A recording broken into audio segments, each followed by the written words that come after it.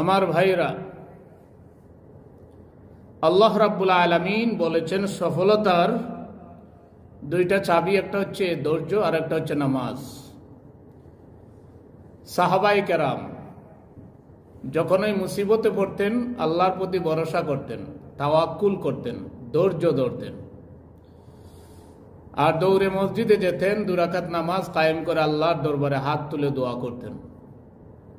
কারণ যত বড় মুসিবত আসুক, বিপদ আসুক, এই বিপদ কে দূর করতে পারেন? আল্লাহ সুবহানাহু ওয়া তাআলা। আল্লাহ রাব্বুল আলামিন বলেছেন, ইয়া আইয়ুহাল্লাযীনা আমানু রুকউ ওয়াসজুদু ওয়া'বুদু রাব্বাকুম ওয়াফআলুল খায়রা লাআল্লাকুম তুফলিহুন।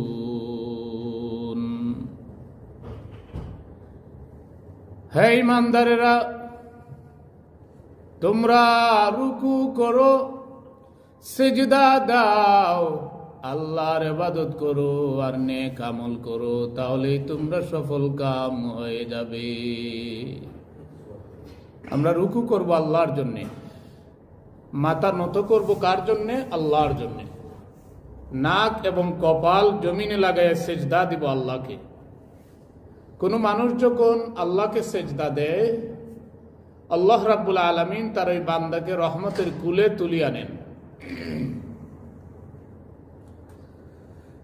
আমরা যখন সেজদা দেই, প্রথম সেজদা দেওয়ার সাথে সাথে আমার আল্লাহ বলেন, মিনহা খলাকনাকুম। জমিনের মাটিতে নাক কপাল লাগায়া যখন সেজদা দেই, প্রথম সেজদায় আল্লাহ বলেন, মিনহা খলাকনাকুম। ও বান্দা, যেই মাটিতে, যেই জমিনের মাটিতে সেজদা দিয়েছো, ওই মাটি দিয়ে আমি তোমারে বানিয়েছি। জোরে বলুন সুবহানাল্লাহ। ওয়া ফিহা নুঈদুকুম। যখন সেজদা থেকে মাথা উঠাই, আমার আল্লাহ বলেন, ওয়া ফিহা নুঈদুকুম। ও বান্দা, এই মাটিতেই তোমারে ফিরে আনিয়ে আসবো, এই মাটিতেই তোমাকে দাফন করা হবে। যখন আরেকটা সেজদা দেই, আমার আল্লাহ বলেন, ওয়া মিনহা নুখরিজুকুম তারাতান উখরা। ও বান্দা, যেই মাটিতে তুমি সেজদা দিয়েছো, জেনে রাখো ওই মাটি থেকে একদিন হাসরের ময়দানে তোমারে উঠাবো। জোরে বলুন সুবহানাল্লাহ। হাসরের ময়দানে উঠাবো। নামাজ মূলত আল্লাহর সাথে কনভারসেশন। যে আয়াতটা বললাম, এই আয়াত কুরআনুল কারীমের আয়াত, এবং এই আয়াত আমরা পড়ি তখন যখন কোনো মানুষ মারা যায়। মারা যাবার পরে আমরা 3 মুষ্টি মাটি দেই কবরের মধ্যে। প্রথম মুষ্টি মাটি দিয়ে আমরা পড়ি, মিনহা খলাকনাকুম। দ্বিতীয় মুষ্টি মাটি দিয়ে আমরা বলি, ওয়া ফিহা নুঈদুকুম। তৃতীয় মুষ্টি মাটি দেওয়ার পরে আমরা বলি, ওয়া মিনহা নুখরিজুকুম তারাতান উখরা। আল্লাহ নবীজির এই অভ্যাস ছিল, এটা নবীজির সুন্নাত। নবীজি এই কাজ করেছেন, আমরা এটা করার চেষ্টা করব ইনশাআল্লাহ। কিছু করতে পারি আর না পারি, অন্তত একজন মানুষ মারা গেলে তার দাফন কাফনে শরীক হব এবং তার কবরে 3 মুষ্টি মাটি দেওয়ার চেষ্টা করব। রাজি আছি তো ইনশাআল্লাহ? আমার ভাইয়েরা, আল্লাহ রাব্বুল আলামিন বলেন, হাফিজু আলাস সালাওয়াতি ওয়াস সালাতিল উসতা ওয়া কুমু লিল্লাহি কানিতিন। হে আমার বান্দারা, আমার বান্দিরা, হাফিজু আলাস সালাওয়াত, নামাজের প্রতি তোমরা যত্নশীল হও। আজকে নামাজের প্রতি আমরা গাফিল হয়ে গিয়েছি, আমাদের কোনো মনোযোগ নাই নামাজের প্রতি। অনেকে নামাজ পড়ে লোক দেখানো নামাজ, কোন রকম নামাজ পড়লেই হলো, এটা না। নামাজ যেভাবে আল্লাহর নবী পড়েছেন, যেভাবে সাহাবায়ে কেরাম পড়েছেন, সেভাবে পড়তে হবে। অনেক মানুষ নামাজ পড়েও জাহান্নামে যাবে, আর অনেক মানুষ নামাজ পড়ে জান্নাতে তার ঠিকানা করে নেবে। জুড়ে বলুন সুবহানাল্লাহ। কোন মানুষ জাহান্নামে যাবে এটা আল্লাহ পাক কুরআনুল কারীমে বলেছেন। অনেক মানুষ নামাজ পড়েও তারা মুনাফিক, হিপোক্রিটস।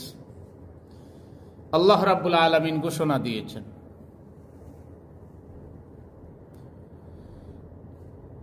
ফাওয়াইলুল লিল মুসাল্লিন আল্লাযীনা হুম আন সালাতিহিম সাহুন আল্লাযীনা হুম ইউরাউনা ওয়া ইয়ামনাউনাল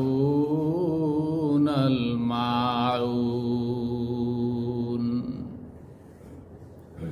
ওই সমস্ত নামাজীদের ব্যাপারে ধ্বংস, দুর্ভাগ্য, যেই সমস্ত নামাজিরা উদাসীনতার সাথে নামাজ পড়ে, নামাজে দাঁড়ায় কিন্তু কিবলা ঠিক নাই, নামাজে দাঁড়ায় হাত নাড়ায়, পা নাড়ায়, নামাজে দাঁড়াইয়াও মোবাইলে কল আসে, মোবাইল রিসিভ করে, জুড়ে বলি নাউজুবিল্লাহ। নামাজে দাঁড়ায় নড়াচড়া করে, উদাসীনতার সাথে নামাজ পড়ে। তাদের আরেকটা উদ্দেশ্য হলো মানুষকে দেখানোর জন্য নামাজ পড়ে। অনেক মানুষ আছে রাজনীতির আগে নামাজ পড়ে, বুটাবুটির আগে। তুই বলুন ঠিক কিনা? বুটাবুটির পরে আর কোনো খবর নাই। তো এইগুলো হচ্ছে মুনাফিকের নামাজ। সুবিধাবাদ জিন্দাবাদ। নামাজ পড়বো আমরা আল্লাহর জন্যে। যখন 10 বছর হয়ে যায় নামাজ ফরজ, এরপর থেকে নামাজ কন্টিনিউ করতে হবে টিল ইউর লাস্ট ব্রিদিং। জুড়ে বলুন সুবহানাল্লাহ। নামাজের কোনো মাফ নাই, ক্ষমা নাই। কিয়ামতের ময়দানে সবার আগে যে জিনিসটার বিচার হবে সেটা হচ্ছে নামাজ। নামাজ এমন একটা ইবাদত, যুদ্ধের ময়দানেও সাহাবায়ে কেরাম নামাজ ছাড়েন নাই। যুদ্ধ করেছেন, এক দলকে নবীজি নামাজে রেখেছেন, আর এক দলকে দিয়েছেন পাহারায়। 2 রাকাত নামাজ হলে এক দলকে বলেছেন 1 রাকাত নামাজ পড়বে, শেষ হয়ে গেলে তোমরা নামাজ ছেড়ে পাহারায় চলে যাবে। আর এক দল যারা পাহারায় ছিল তারা এসে 2nd রাকাতে শরীক হবে। যদি বলুন সুবহানাল্লাহ। অসুস্থ হলেও নামাজ মাফ নাই। আপনার জন্য এমন অবস্থা হয় আপনি দাঁড়িয়ে দাঁড়িয়ে নামাজ পড়তে কষ্ট হচ্ছে, আপনি বসে নামাজ পড়বেন। দাঁড়িয়ে নামাজ না পড়তে পারলে কিভাবে পড়বো? বসে পড়বো। জমিনে বসার চেষ্টা করবেন। চেয়ারে বসলে অহংকার আসতে পারে। সারা পথ হেঁটে আসলেন আর মসজিদে এসে আপনার চেয়ার লাগে, আপনি জমিনে বসবেন। সাহাবায়ে কেরামের সময় চেয়ার ছিল না। দাঁড়িয়ে নামাজ না পড়তে পারলে বসে পড়বেন, আর বসে নামাজ না পড়তে পারলে শুয়ে পড়বেন। জোরে বলুন সুবহানাল্লাহ।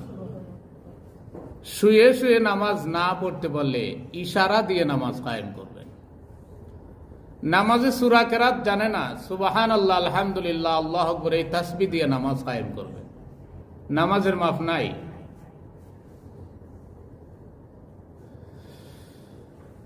আপনার পোশাক যদি ছেঁড়া পাড়া হয়, এরপরে ওই পোশাক দিয়ে নামাজ পড়বেন। আপনি যদি এমন গরিব হন, কাপড় নাই, পোশাক নাই, উলঙ্গ হয়ে নামাজ পড়বেন। নামাজের কোনো ক্ষমা নাই আমার ভাইয়েরা। আর নামাজটা পড়তে হবে ইমানদারদের নামাজ। এই নামাজ কাউকে দেখানোর জন্য না। যেই নামাজ গোপনে পড়বেন ওই নামাজের সওয়াব বেশি হবে। আল্লাহর নবীজি বলেছেন, তোমরা মানুষকে খাওয়াও, মানুষকে সালাম দাও, আফশুস সালাম ওয়া আতইমুত তাআম ওয়াসিলুল আরহাম ওয়াসাল্লু বিল লাইলি ওয়ান নাসু নিয়াম। মানুষকে খাওয়াও, সালাম দাও, আত্মীয় স্বজনদের সাথে ভালো সম্পর্ক রাখো, আর এমন সময়ে নামাজ পড়ো যেই সময় অন্যান্য মানুষেরা ঘুমিয়ে থাকে। জুড়ে বলুন সুবহানাল্লাহ। তাহলে লাভ কি? আল্লাহ বলেন তাদখুলুল জান্নাতা বিসালাম, তখন আমার জান্নাতে শান্তির সাথে প্রবেশ করতে পারবে। জুড়ে বলুন সুবহানাল্লাহ। মসজিদ হচ্ছে ফরজ নামাজ জামাতের সাথে পড়বেন, সময় কম হলে সুন্নত নফল পড়ে যাবেন। তবে সুন্নাহ হলো, দেখবেন সৌদি আরবে অনেক মানুষ ফরজ নামাজ পড়ে উঠে উঠে চলে যায়। যাদের সুবিধা আছে তারা বাসায় গিয়ে সুন্নত পড়ে, নফল পড়ে। সারাদিন আপনি নামাজ কায়েম করতে পারবেন। 3টা সময় সারা। কোন 3টা সময়? সূর্যোদয়ের সময় নামাজ পড়া মাকরুহ, সূর্য অস্তের সময় নামাজ পড়া যাবে না, আর দ্বিপ্রহরের সময় নামাজ পড়া যাবে না। জোহরের আগে 27 মিনিট আগে নামাজ পড়া যাবে না। এই 3টা সময় বাদে আপনি যে কোনো সময় নামাজ পড়েন। নামাজটা মুমিনদের নামাজ হবে। আল্লাহ বলছেন قد أفلح المؤمنون الذين هم في صلاتهم خاشعون। ওই সমস্ত মুমিনেরা সফল কাম। Those believers are successful who read namaz obediently, politely, humbly. ওই সমস্ত ইমানদার বান্দারা সফল কাম হয়ে গিয়েছে যারা নামাজ বিনীতভাবে কায়েম করে, খুশু খুজুর মাধ্যমে। আমার ভাইয়েরা, আর যারা এভাবে নামাজ কায়েম না করে, আল্লাহ বলছেন এরা মুনাফিক, এরা আল্লাহকে ধোঁকা দিতে চায়। ইন্নাল মুনাফিকিনা يخادعون الله وهو خادعهم وإذا قاموا إلى الصلاة قاموا كسالى يراءون الناس ولا يذكرون الله إلا قليلا। মুনাফিক যারা, তারা আল্লাহকে ধোঁকা দিতে চায়। আল্লাহকে কি কেউ ধোঁকা দিতে পারবে? ওয়া হুয়া খাদিউহুম, তারা ধোঁকা দিতে চায় আর আল্লাহ পাক তাদের ধোঁকার জবাব দেন, সঠিক জবাব দেন। The hypocrites, they want to deceive Allah subhanahu wa ta'ala. And Allah subhanahu wa ta'ala gives beautiful response to their deception. তাদের ধোঁকার সুন্দর জবাব দেন। وَإِذَا قَامُوا إِلَى الصَّلَاةِ, and when they stand for reading salah, যখন তারা নামাজের জন্য দাঁড়ায়, قَامُوا كُسَالَى, তারা উদাসীনতার সাথে নামাজ পড়ে। They read namaz sluggishly, simply, showing off to the people, মানুষকে দেখানোর জন্য নামাজ পড়ে। ইউরাউন আন-নাস, they wish that people will see they are reading namaz. তারা নামাজ পড়ছে, মানুষ দেখুক আমি কত বড় নামাজি। লোক দেখানো কোনো ইবাদত আল্লাহ পাক কবুল করবেন না। মনের মধ্যে যদি অহংকার আসে ইবাদতের ক্ষেত্রে, নামাজ হবে না আমার ভাইয়েরা। শয়তান অহংকার করে ধ্বংস হয়েছে, আর যারা অহংকার করবে তারা শয়তানের সঙ্গী সাথী হয়ে যাবে। وَإِذَا قَامُوا إِلَى الصَّلَاةِ قَامُوا كُسَالَى, whenever they stand for reading salah, they stand sluggishly, showing off the people. وَلَا يَذْكُرُونَ اللَّهَ إِلَّا قَلِيلًا, they remember Allah but a little. তারা আল্লাহকে খুব কম স্মরণ করে। আর আল্লাহওয়ালা যারা, তারা আল্লাহকে বেশি স্মরণ করে। মুমিন যারা, তারা আল্লাহকে বেশি স্মরণ করে। দেখবেন কিছু মানুষ আছে যে ফরজ ওয়াজিব কইরা চাই কি, কিন্তু আউলিয়ায়ে কেরাম যারা, তারা বলবে ফরজ, ওয়াজিব, সুন্নাত, নফল, মুস্তাহাব, যখন যেটা পেয়েছেন সেটা পালন করেছেন। সাহাবায়ে কেরাম একটা নফলকেও বাদ দেন নাই, কারণ কিয়ামতের ময়দানে আল্লাহ পাক প্রথমে ফরজের হিসাব নিবেন। ফরজে ঘাটতি নাই, ফরজ সব ফরজ আদায় করেছেন। এমনকি কেউ বুকে হাত দিয়ে বলতে পারবেন যত ফরজ আছে সব আমি আদায় করেছি। অনেক নামাজ ছুটেছে, অনেক রোজা নষ্ট হয়ে গিয়েছে, অনেক বছর যাকাত আদায় করতে পারেন নাই, অনেক ফরজ আমাদের কাছ থেকে মিস হয়ে গিয়েছে। শুধু নামাজ, রোজা, হজ, যাকাত এগুলি ফরজ নাকি? প্রায় 130টা ফরজ আছে। আমার ভাইয়েরা,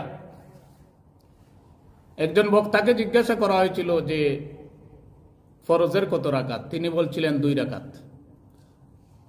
তো জবাবে বলা হলো আমরা তো জানি 4 রাকাত। কয় আগে ফরজের কথা বলবেন, ফরজ মানুষ আদায় করলে সুন্নত আস্তে আস্তে পড়বে। জুড়ে বলি নাউজুবিল্লাহ। মানে আগ থেকেই সে সুন্নতকে বাদ দিতে চায় আর যুক্তি দিতে চায় আগে ফরজের কথা বলবেন। আপনি যখন ছোট থেকে মানুষকে শিখাবেন যে ফজরের নামাজ 2 রাকাত, তখন সে 2 রাকাতই মনে করবে। জুড়ে বলুন ঠিক কিনা? 2 রাকাত ফরজ পড়তে পারলে আরো 2 রাকাত সুন্নত পড়া কি কষ্ট হয়ে যাবে? মাত্র 4 রাকাত নামাজ, 10-15 মিনিটের ব্যাপার যদি জামাতে নামাজ কায়েম করে। আর একা বললে তো 4-5 মিনিটেই শেষ। এই সময়টা যদি আমরা আল্লাহর জন্য স্যাক্রিফাইস না করতে পারি, তাহলে কেমনে আল্লাহ পাকের চির সুখের জায়গা জান্নাত হাসিল করব? আমার ভাইয়েরা, আল্লাহওয়ালা যারা, তারা এই জন্যেই মানুষের হার্টকে পিউরিফাইড করার জন্যে বলেন ফরজ, ওয়াজিব, সুন্নত, মুস্তাহাব, নফল, জিকির আজকার, দুরুদ সালাম, মিলাদ মাহফিল যতগুলি আছে সবগুলি যখনই সুযোগ পাবে আদায় করার চেষ্টা করবে, পালন করার চেষ্টা করবে। তাহলে আল্লাহ পাক র্যাঙ্কস বাড়িয়ে দিবেন, মর্যাদা বাড়িয়ে দিবেন। আমরা যে মিলাদ মাহফিলে বসি, সেখানে কি গান বাজনা করি, ডুল তবলা বাজাই? না, বসার পরে কোরআনুল কারীমের কিছু সূরা তেলাওয়াত করি, কিছু আয়াত পড়ি, আল্লাহ পাকের জিকির করি, লা ইলাহা ইল্লাল্লাহর জিকির করি, সুবহানাল্লাহ, আলহামদুলিল্লাহ, আল্লাহু আকবার, এই তাসবিহগুলি পড়ি। আল্লাহ নবীজির শানে কিছু নাত পরিবেশন করি, আল্লাহ নবীকে সম্মানার্থে সালাতু সালাম জানাই। যেহেতু আল্লাহ বলছেন সাল্লু আলাইহি ওয়া সাল্লিমু Taslima, send durud upon him, upon our beloved Prophet Muhammad sallallahu alayhi wasallam, and respect him with proper respect, salute him with honor and respect. আমার নবীকে সালাম দাও সম্মানার্থে। সাহাবায়ে কেরাম নবীকে সালাম দিয়েছেন যখনই দেখা পেয়েছেন, উঠতে বসতে যখনই দেখা পেয়েছেন নবীকে সালাম দিয়েছেন। এখন তো নবী আমাদের পাশে নাই, এই জন্য আমরা নবীকে কেউ বসে সালাম দেই, কেউ দাঁড়িয়ে সালাম দেই। জুড়ে বলুন ঠিক কিনা? নামাজে আমরা বসে সালাম দেই, আসসালামু আলাইকা আইয়ুহান নবী। এটার অর্থ কি? Peace be upon you, O prophet, O messenger of Allah. আর জানাজার নামাজে আমরা নবীকে যখন সালাম দেই তখন দাঁড়ায় সালাম দেই, বসে দেই না দাঁড়ায় দেই। খুতবা যখন দেই তখনও নবীকে আমরা সালাম দেই, বসে দেই না দাঁড়ায় দেই। সুতরাং ক্ষেত্র বিশেষে নবীকে বসে দেওয়া যায়, দাঁড়িয়েও দেওয়া যায়। যেহেতু আল্লাহ সুবহানাহু ওয়া তাআলা বলছেন সাল্লিমু তাসলিমা, সম্মানার্থে সালাম দাও। এই জন্য কেউ দাঁড়িয়ে দেয়, কেউ বসে দেয়। এটা দিয়ে ফিতনার কোনো সুযোগ নাই। আমার ভাইয়েরা, আমার বন্ধুগণ, কিয়ামতের ময়দানে আল্লাহ সুবহানাহু ওয়া তাআলা ফরজের হিসাব নিবেন। ফরজের হিসাব নেওয়ার পরে দেখবেন কিছু ফরজ আপনি আদায় করেন নাই, আল্লাহ পাক ওই ফরজকে সুন্নত দিয়ে পূরণ করে নেবেন। সুন্নতের হিসাব নেওয়ার পরে দেখা যাবে অনেক সুন্নত আপনি আদায় করতে পারেন নাই। আল্লাহ বলবেন, ও ফেরেশতারা দেখো আমার বান্দায় কোন নফল ইবাদত করেছে কিনা। দেখা যাবে সে নফল ইবাদত করেছে, সে বিভিন্ন ধরনের মাহফিলে গিয়েছে, ভালো ভালো আমল করেছে, মানুষের কল্যাণে কাজ করেছে, এতিম অসহায়দের পাশে দাঁড়িয়েছে। একজন গরিব পরীক্ষা দিতে পারে নাই, টাকা পয়সা দিয়ে সহযোগিতা করেছে। ভালো ভালো আমল যখনই সুযোগ পাবেন, আল্লাহর নবীজি কোনো ভালো আমল ছাড়েন নাই, প্রত্যেকটা আমল করেছেন। একজন বৃদ্ধা মহিলার বোঝা বহন করতেও তিনি লজ্জা পান নাই। একজন ইহুদির প্রস্রাব পায়খানা পরিষ্কার করতেও তিনি শরম পান নাই। মানুষের সাথে গুড বিহেভিয়ার করেছেন আল্লাহর নবী মুহাম্মদুর রাসূলুল্লাহ সাল্লাল্লাহু আলাইহি ওয়াসাল্লাম। যারা নবীকে আঘাত করেছিল, দেশ থেকে বের করে দিয়েছিল, আল্লাহ নবী যে মক্কা বিজয়ের পরে সবাইকে ক্ষমা করে দিয়েছেন। এই হচ্ছেন নবী মুহাম্মদুর রাসূলুল্লাহ সাল্লাল্লাহু আলাইহি ওয়াসাল্লাম। নবীজির তরিকা যদি আমরা ফলো করি, নবীজির আদর্শ যদি আমরা ফলো করি, যেভাবে নবীজি নামাজ কায়েম করেছেন, সাহাবায়ে কেরাম যেভাবে ওনাকে ফলো করেছেন, এভাবে যদি আমরা নামাজ কায়েম করতে পারি, ইনশাআল্লাহ এই নামাজ আমাদেরকে জান্নাতে নিয়ে যাবে। আল্লাহর নবীজি বলেছেন, আল উদু মিফতাহুস সালাহ ওয়াস সালাতু মিফতাহুল জান্নাহ। Ablution is the key to salah and salah is the key to jannah. জোরে বলুন সুবহানাল্লাহ। চাবি দিয়ে আপনি জান্নাতের দরজা ওপেন করবেন। কিয়ামতের ময়দানে অনেকেই জান্নাতে যেতে চাইবেন, দেখবেন জান্নাত তালা দেওয়া। বলা হবে আমরা তো জান্নাতের কাছাকাছি চলে আসছি, খুলবো কিভাবে? আল্লাহ বলবেন চাবি তো তোমাদের হাতে থাকার কথা। জোরে বলুন সুবহানাল্লাহ। এই চাবি হচ্ছে নামাজ। নামাজ ছাড়া যাবে না। আপনি যত বড় লিডার হন, স্কলার হন, যত বড় বিজ্ঞানী হন, যত বড় রাষ্ট্রনায়ক হন, নামাজ ছেড়ে দেওয়া যাবে না। আল্লাহ বলছেন আমি কিছু সংখ্যক মানুষকে যদি এভাবে বাছাই করি, নির্বাচন করি, যারা দেশকে পরিচালনা করবে, তাদের জন্য 4টা দায়িত্ব আমি দিলাম। 1 নাম্বার দায়িত্ব হলো তারা নিজের নামাজি হবে আর জনগণকে নামাজের কথা বলবে। জোরে বলুন সুবহানাল্লাহ। 2 নাম্বার যাকাত দিবে, নিজে যাকাত দিবে, জনগণকে যাকাত দেওয়ার কথা বলবে। কোটি কোটি টাকার মালিক কিন্তু যাকাত দেয় না। জোরে বলুন ঠিক কিনা? সবাই যদি হিসাব করে যাকাত দিত, 100 টাকায় 2.5 টাকা, 100 পাউন্ডে 2.5 পাউন্ড, এভাবে যদি যাকাতটা দিত, তাহলে বাংলাদেশে গরিব থাকতো না। এই জন্যই তো যাকাতের প্রথা, যাকাতের প্রচলন করা হয়েছে। এটা কিন্তু ফরজ দায়িত্ব, এটা নফল বা সুন্নাত কিংবা মুস্তাহাব না, এটা ফরজ দায়িত্ব। বুনিয়াল ইসলাম আলা খামস শাহাদাতান আল্লা ইলাহা ইল্লাল্লাহ ওয়া আন্না মুহাম্মাদান আবদুহু ওয়া রাসূলুহু ওয়া ইকামিস সালাহ ওয়া ইতাইজ যাকাহ ওয়াল হজ ওয়া সাওমি রমাদান। ইসলাম, the greatest religion which is based on 5 pillars, 5টা খুঁটির উপরে ইসলাম প্রতিষ্ঠিত। জোরে বলুন সুবহানাল্লাহ। First pillar is to testify that Allah is one, He has no partner. No one which is worthy of worship except Allah subhanahu wa ta'ala. Allah ছাড়া ইবাদতের যোগ্য আর কেউ নাই। You have to testify that Muhammad sallallahu alayhi wa sallam is His servant and messenger.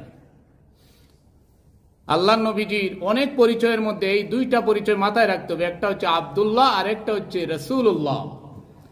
Abdullah মানে আল্লাহর বান্দা, কেউ যাতে তাকে আল্লাহ না মনে করে। আর রাসূলুল্লাহ মানে আল্লাহর রাসূল, কোন মানুষ যাতে নিজের মতো রাসূলকে মনে না করে। জোরে বলুন সুবহানাল্লাহ।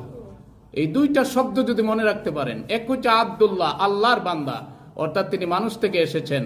আবার মানুষ বলতে গিয়ে আপনি যদি মনে করেন আপনার মতো মানুষ, 200 গুণে একজন মানুষ, তাহলে কিন্তু হবে না। এই জন্য সাথে সাথে আল্লাহ বলছেন রাসূলুল্লাহ। জোরে বলুন সুবহানাল্লাহ। আল্লাহর রাসূল, নবী এবং রাসূল যারা, তাদেরকে কেউ ভোটে নির্বাচন করে নাই, আল্লাহ পাক তাদেরকে বাছাই করে দুনিয়াতে পাঠিয়েছেন। তাদের কোনো গুনাহ নাই, কোনো অপরাধ নাই। প্রত্যেক নবী জান্নাতি, প্রত্যেক রাসূল জান্নাতি। জোরে বলুন সুবহানাল্লাহ। তাদের কোনো গুনাহ নাই, কোনো অপরাধ নাই, বিকজ আল্লাহ সুবহানাহু ওয়া তাআলা has chosen them as His messengers and prophets. জোরে বলুন সুবহানাল্লাহ। Last prophet, last messenger Muhammadur Rasulullah sallallahu alayhi wa sallam. Nobody will be coming after him as a messenger, as a prophet, because he said, Ana khatamun nabi, la nabiyya ba'di. I am last and final messenger, no prophet, no messenger will be coming after me. আমার পরে আর কোন নবীও আসবে না, কোন রাসূলও আসবে না। জোরে বলুন সুবহানাল্লাহ।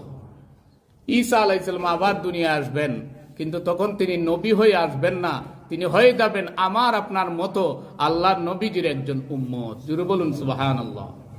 তিনি আল্লাহর কাছে দোয়া করেছিলেন, ও আল্লাহ, আল্লাহুম্মা জাআলনি মিন উম্মতি মুহাম্মাদিন সাল্লাল্লাহু আলাইহি ওয়াসাল্লাম। ও আল্লাহ, আমাকে তোমার শেষ নবী মুহাম্মদ সাল্লাল্লাহু আলাইহি সাল্লামের উম্মত বানায় দাও। O Allah, make me one of the followers of Prophet Muhammad sallallahu alayhi wasallam. Allah subhanahu wa ta'ala granted his supplication. Allah পাক তার দোয়া কবুল করেছেন। জোরে বলুন সুবহানাল্লাহ। একজন নবী যার উম্মত হওয়ার জন্য দোয়া করেছেন, ওই নবীর উম্মত আমরা হয়েছি বিনা দোয়ায়, বিনা প্রার্থনায়। এতে আমরা খুশি না বেজার? আল্লাহ নবীজির উম্মত হয়েছি। কাল কিয়ামতের ময়দানে নবীজি আমাকে আপনাদেরকে ছাড়া জান্নাতে যাবেন না। যদি আমাদের অন্তরে, আমাদের বুকে নবীজিকে স্থান দেই, যদি আমরা নবীকে মহব্বত করি, ভালোবাসি, যদি নবীর দেওয়া তরিকায় আমরা নামাজ কায়েম করি, রোজা রাখি, হজ আদায় করি, যাকাত দেই, আমার ভাইয়েরা, এই জন্য আমরা যদি সফল হতে চাই, প্রথমত ঈমান গ্রহণের পরে নামাজটা বাদ দেওয়া যাবে না। নামাজ পড়তেই হবে। আল্লাহ নবীজি বলেছেন সারা বডির মধ্যে মাথার যেই দাম, সমস্ত ইবাদতের মধ্যে নামাজের সেই দাম। আপনার মাথা যদি কেটে ফেলা হয়, তাহলে আপনাকে আইডেন্টিফাই করার কোনো চান্স নাই, কোনো সুযোগ নাই। কারণ এই মাথা, এই ফেস আল্লাহ পাক নিজের কুদরতি হাতে বানিয়েছেন। আদম আলাইহিস সালামের ফেসটা, মাথাটা আল্লাহ পাক নিজের হাতে বানিয়েছেন। ফুল বডি বানিয়েছে ফেরেশতারা, আর মাথা বানিয়েছেন স্বয়ং আল্লাহ সুবহানাহু ওয়া তাআলা।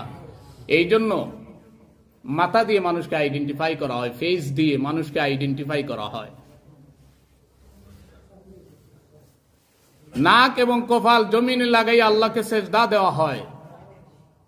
আল্লাহ বলছেন ওয়াসজুদ ওয়াকতারিব, সেজদা দাও, prostrate and be closest to me, সেজদা দাও আর আমার ঘনিষ্ঠ হয়ে যাও। জোরে বলুন সুবহানাল্লাহ।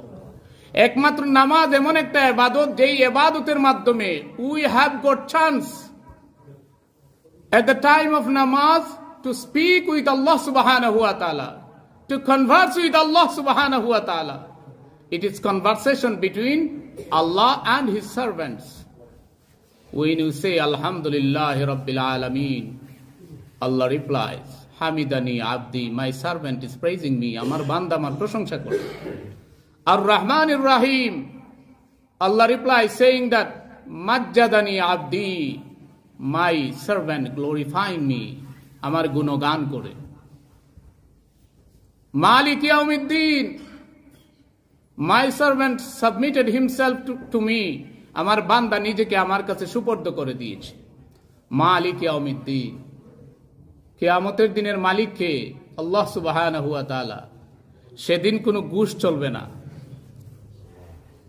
সেদিন কেউ কাউকে সাহায্য করবে না। ফেরেশতারা পর্যন্ত কাতারে কাতারে লাইন ধরে দাঁড়িয়ে থাকবে। Nobody will be able to say even a single word except Allah's permission. আল্লাহর অনুমতি ছাড়া কেউ একটা শব্দ উচ্চারণ করতে পারবে না।